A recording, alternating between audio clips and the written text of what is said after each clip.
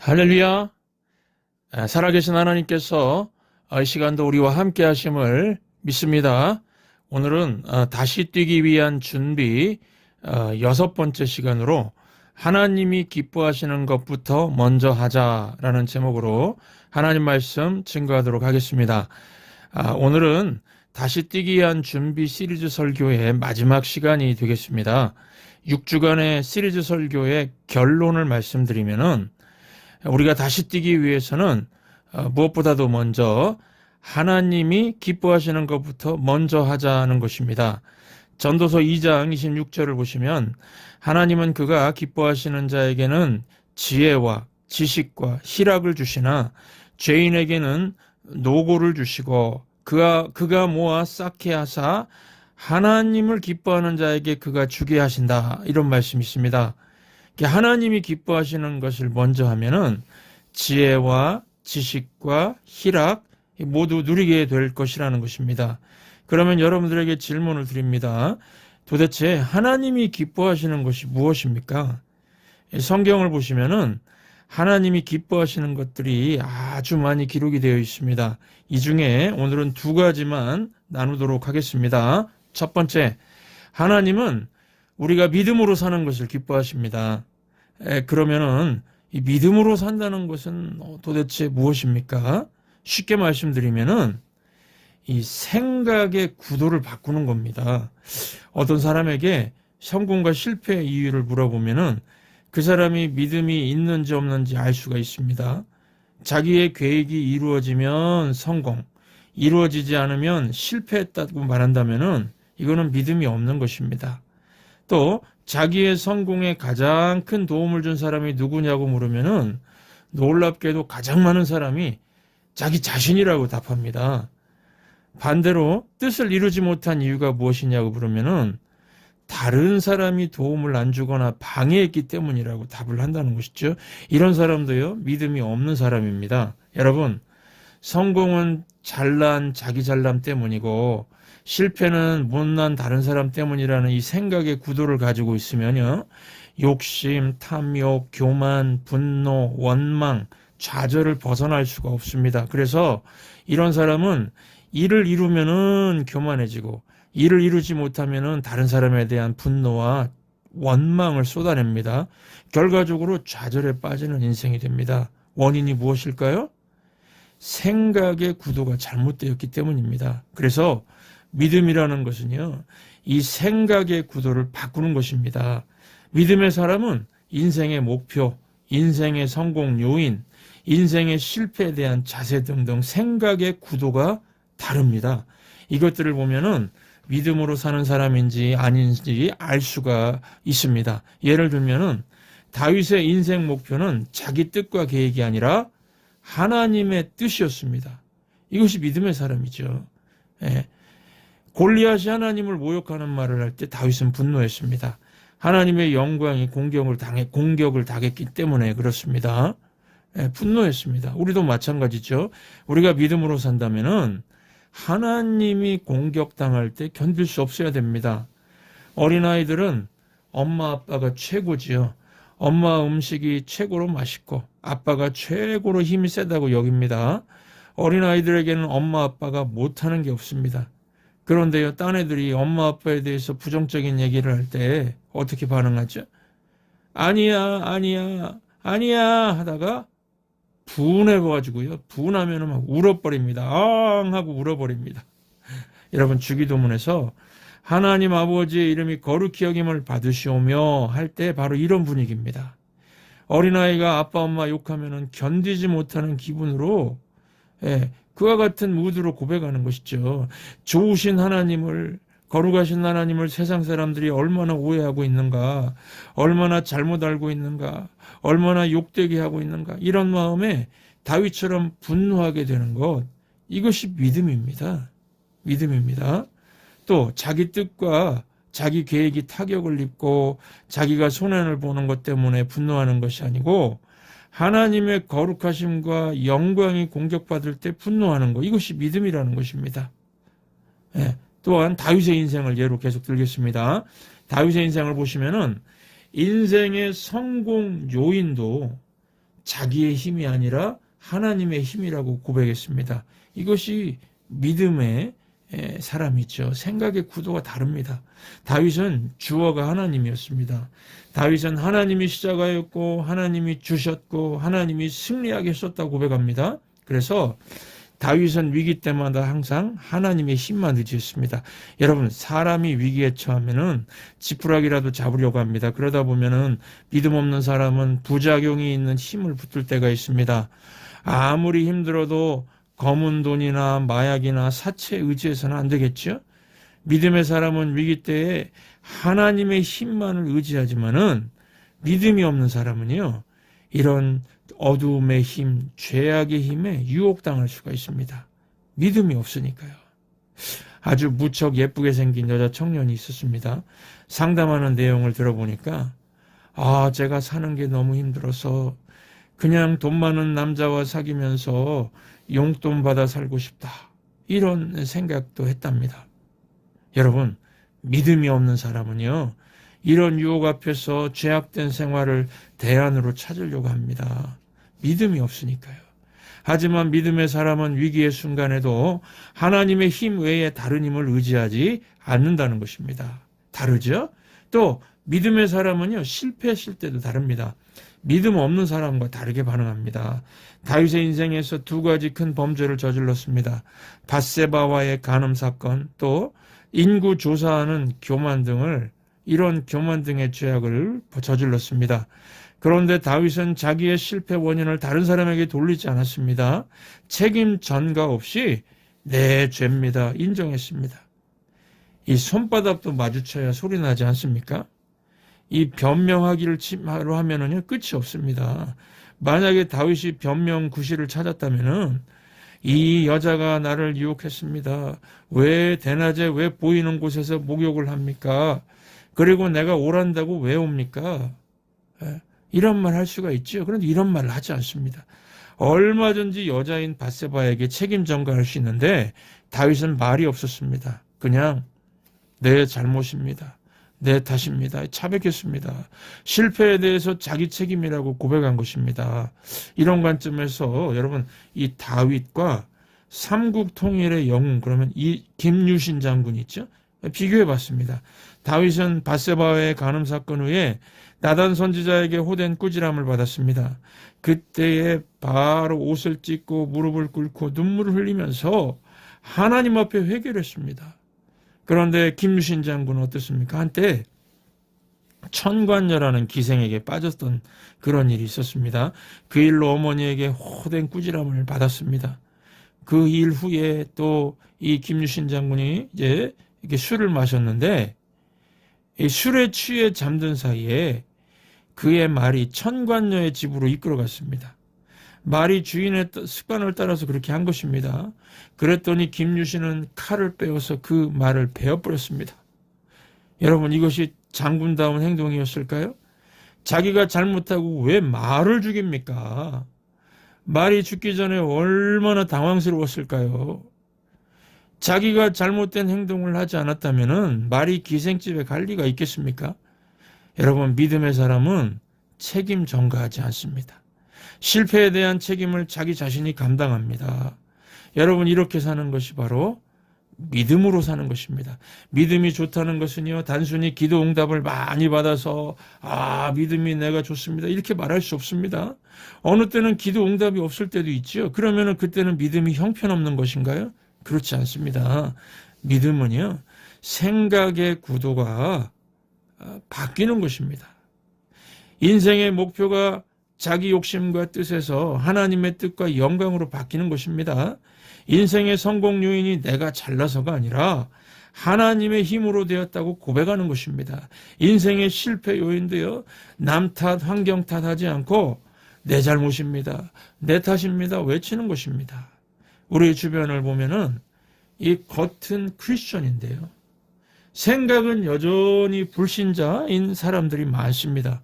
올해부터는 겉모습이 아니라 내면에 집중해 보시기 바랍니다. 생각의 구도부터 바뀌어야 됩니다. 그래야 하나님께서 너는 정말 믿음으로 사는구나, 네 생각을 담당하는 뇌 세포 하나하나까지 완전히 이 프레임까지 바뀌어서 뇌세포까지 너는 신자라고 증명하고 있구나.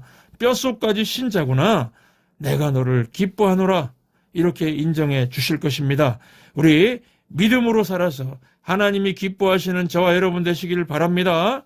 두 번째, 하나님은 라이프 세이버로 사는 사람을, 이런 삶을 기뻐하십니다. 캔디 중에 라이프 세이버라는 이름의 캔디가 있습니다. 그 캔디 먹으면은 피곤한 몸이 다시 산다는 그런 의미로 그런 이름을 줬다고 생각합니다. 여러분, 그런데 우리 성도는 캔디 정도가 아닙니다. 진짜 라이프 세이버입니다. 우리에게 잃어버린 영혼을 건져줄 밧줄이 있습니다. 우리가 던져서 살려야 됩니다. 마태복음 9장을 읽다가 제가 잃어버린 영혼들을 향한 하나님 아버지의 애타는 마음을 느낄 수가 있었습니다. 마태복음 9장 36절 37절을 보시면은 무리를 보시고 불쌍히 여기시니 이는 그들이 목자 없는 양과 같이 고생하며 기진함이라. 이에 제자들에게 이르시되 추수할 것은 많되 일꾼이 적으니라. 여러분, 무슨 뜻입니까? 추수 때가 되었다는 것입니다. 그런데 추수할 일꾼이 부족합니다. 지구에 사는 사람들 숫자가 80억이나 되는데 이 중에 라이프 세이버는 너무도 부족하다는 것입니다. 한국의 농촌을 보니까요, 1년 동안 곡식이 잘 익어서 걷어들이기만 하면 되는 추수 때가 되었는데 일손이 없어서 걷어들이지 못하는 농부의 안타까운 사연을 들었습니다. 걷어들일 일꾼이 없어서 밤송이가 썩는다고 합니다. 걷어들일 일꾼이 없어서 배추밭을 그냥 트랙터로 뒤집어 엎는다고 합니다. 농부가 이것을 말하면서 마치 자기 살을 베어내는 것 같은 아픔을 토로하며 이야기합니다. 곡식, 밤송이, 배추를 놓고서도요, 이 농부가 이렇게 안타까워하는데 하나님은 어떻겠습니까? 천하보다 귀한 영혼들이 지금 5대양 6대주에 널려 있는데 라이프 세이버 숫자가 부족합니다. 생명을 구하고자 하는 사람이 일꾼이 부족하다는 것입니다. 거기다가 이 라이프 세이버가 사명에 충성하는 게 아니고요, 잘못된 것을 추구하고 있습니다. 돈이나 권력, 명예를 추구하고 있습니다. 이러니 하나님 마음이 얼마나 아프실까요? 우리가 지난 1년을 돌아볼 때에 어떻게 살았습니까? 돈, 권력, 명예를 추구하고 편안함을 추구하면서 생명의 밧줄, 복음의 밧줄을 던져보지도 않았다면은 비록 교회를 왔다 갔다 했더라도 하나님의 기쁨이 아니라 하나님의 아픔이 되는 삶을 살았을 것입니다. 고린도후서 6장 1, 2절을 보시면은 하나님께서 안타까운 심정을 말씀하십니다. 보라, 하나님과 함께 일하는 자로서 너희를 권하노니 보라, 지금은 은혜 받을 만한 때요, 보라, 지금은 구원의 날이로다. 지금 무르익은 곡식이 있다는 것입니다. 나가서 거두기만 하면 된다는 것입니다. 여러분, 성도는 죽어가는 사람들을 보고 안타까워하는 사람이 아닙니다. 밧줄을 던져서 구하는 사람입니다. 밧줄만 던지면 됩니다. 불신자들이 싫어하는 전도구호가 있지요. 예수천당 불신지옥, 예수천당 불신지옥. 출근하는 사람 뒤통수에다 대고서 안 믿으면 지옥 보낸다, 안 믿으면 지옥에 불쏘시게 된다 외칩니다. 저는 이 구호가 좀 더 달라져야 된다 생각합니다. 예수천당은 맞습니다. 그러나 불신지옥 대신에 그냥 지옥이 맞다고 생각합니다. 그냥 지옥. 누가 지옥 보내는 것이 아닙니다. 그냥 두면은 지옥 가는 것입니다. 예수 천당, 그냥 지옥이 맞습니다. 급류에 떠내려가는 사람이 있습니다. 그가 죽는 방법이 무엇입니까? 그냥 두면은 죽게 되어 있습니다. 그냥 쳐다보고 안타까워하면은 죽게 되는 것입니다. 그러면은 살 길은 무엇입니까? 밧줄을 던져야지요. 떠내려가는 사람은 어떻게든 그 밧줄 잡아야 됩니다. 그래야 살 수 있습니다. 누가 지옥 보내는 거 아닙니다. 죄인은 그냥 놔두면은 지옥 가게 되어 있습니다. 죄의 싹은 사망이기 때문에 그렇습니다. 급류에 떠내려가는 사람을 보고 안타까워하는 것만으로 충분하지 않다는 것입니다. 반드시 구원의 밧줄을 씩 하고 던져야 됩니다. 이거는 교회와 성도 외에는 할 수 없는 유일한 일입니다. 교회와 성도는요, 구원의 길과 심판대에서 서는 법을 아는 자입니다. 지금이 추수 때라는 것도 알고 있습니다. 이 세상이 영원하지 않다는 것도 알고 있습니다. 한국의 유명한 가수 그룹 G.O.D가 부른 길이라는 노래가 있습니다. 내가 가는 이 길이 어디로 가는지, 어디로 날 데려가는지, 그곳은 어딘지 알 수 없지만, 알 수 없지만, 알 수 없지만, 이렇게 막 노래를 부릅니다. 사람들이요, 이 노래를 좋아하고 불러댑니다. 어디가 길인지 모르겠다는 것입니다. 기쁨이 무엇인지 모르겠다는 것입니다. 그런데 우리 성도는 알고 있지요. 예수님이 길이요, 진리요, 생명입니다. 요한복음 14장 6절 보시면 예수님께서 말씀하시되 내가 곧 길이요 진리요 생명이니 나로 말미암지 않고는 하나님께로 올 자가 없느니라 말씀하셨습니다. 그러므로 예수님의 십자가를 붙들어야만 천국 가는 구원의 길이 열린다는 것을 우리가 믿고 있다면은 이 일에 동참하는 것이, 밧줄 던지는 일에 동참하는 것이 우리의 온전한 기쁨이 되는 것입니다. 그런데 이 생명의 기쁨, 구원받은 자의 예배의 기쁨을 알고서도 전하지 않으려고 한다면 어떤 마음이 들까요? 어떤 심정이 될까요? 고린도전서 9장 16, 17절 보시면 내가 복음을 전할지라도 자랑할 것이 없으면 내가 부득불 할 일임이라. 만일 복음을 전하지 아니하면 내게 화가 있을 것이로다. 내가 내 자의로 이것을 행하면 상을 얻으려니와 내가 자의로 아니한다 할지라도 나는 사명을 받았노라.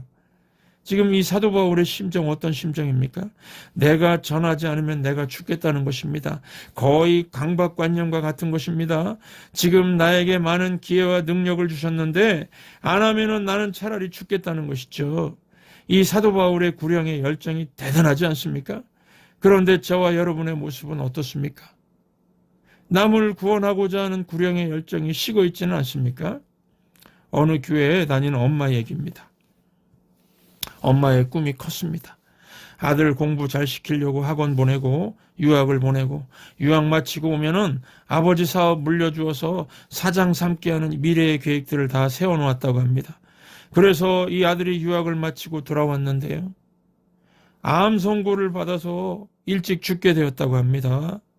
그 어머니가 피눈물을 흘리면서 하는 말이 이럴 줄 알았으면 예수 잘 믿으라고 가르쳤을 텐데 예수 잘 믿으라고 가르쳤을 텐데 그랬다는 것입니다. 여러분, 교회 다니는 그 엄마가 몰랐을까요? 알았을 것입니다. 그런데 현실 앞에서 믿지 않은 것입니다. 현실 앞에서는 구원도 뒷전으로 미룬 이 엄마의 이 결정과 행동으로요. 이 땅에서의 그 아들은 행복뿐만 아니라 아들의 영원한 생명을 잃게 되었습니다. 여러분, 구덩이가 있는데 그거를 알리지 않는 죄, 죽는 길과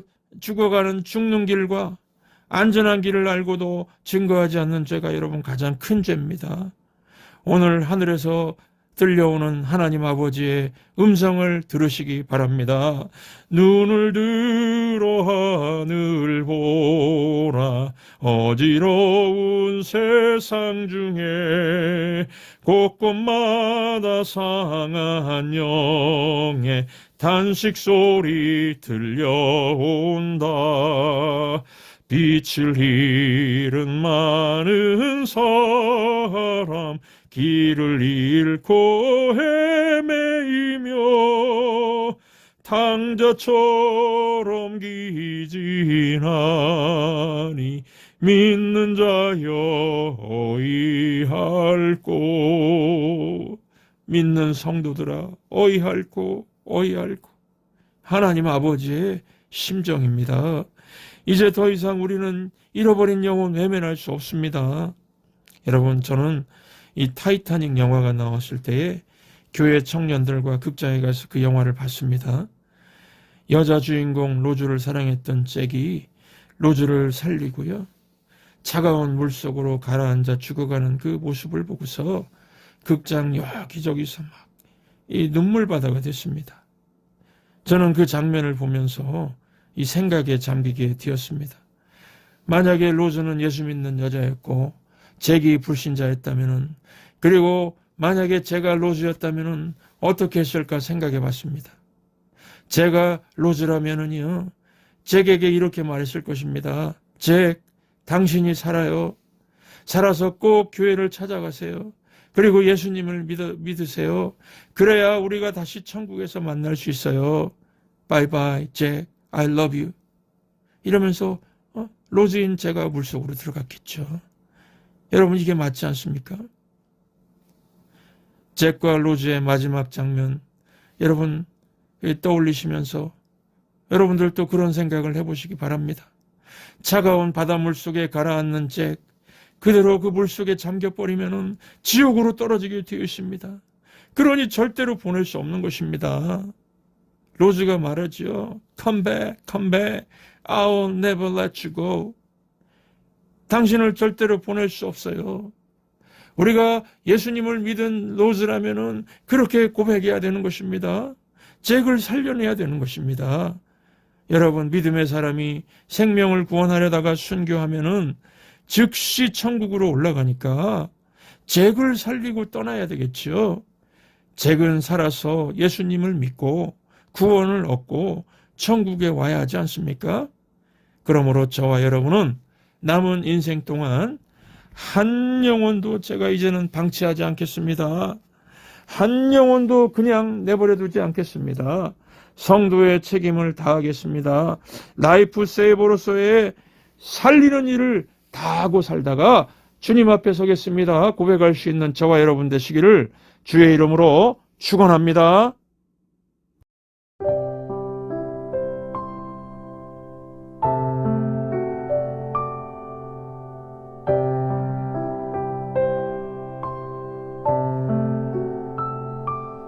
눈을 들어 하늘 보라. 어지러운 세상 중에 곳곳마다 상한 영의 탄식 소리 들려온다.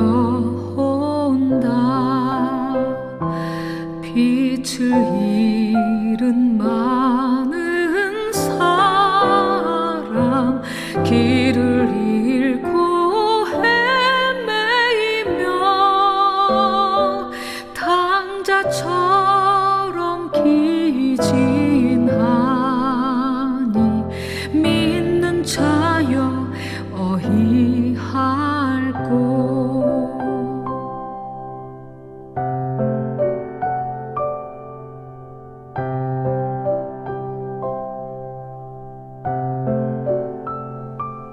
눈을 들어 하늘 보라. 어두워진 세상 중에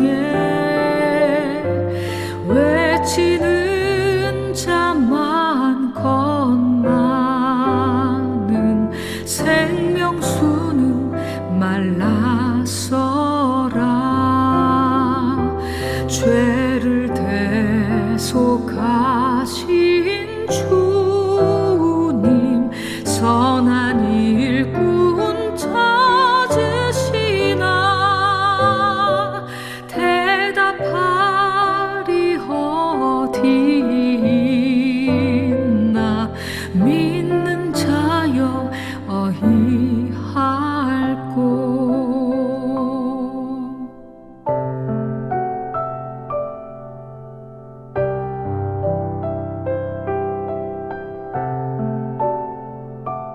눈을 들어 하늘 보라. 살아계신 주 하나님, 약한 자를 부르시어 하늘 뜻을 전하셨다. 생명수는 홀로 예수, 처음이요 나중이라. 주님 너를 부르신다. 믿는 자여 어이할꼬.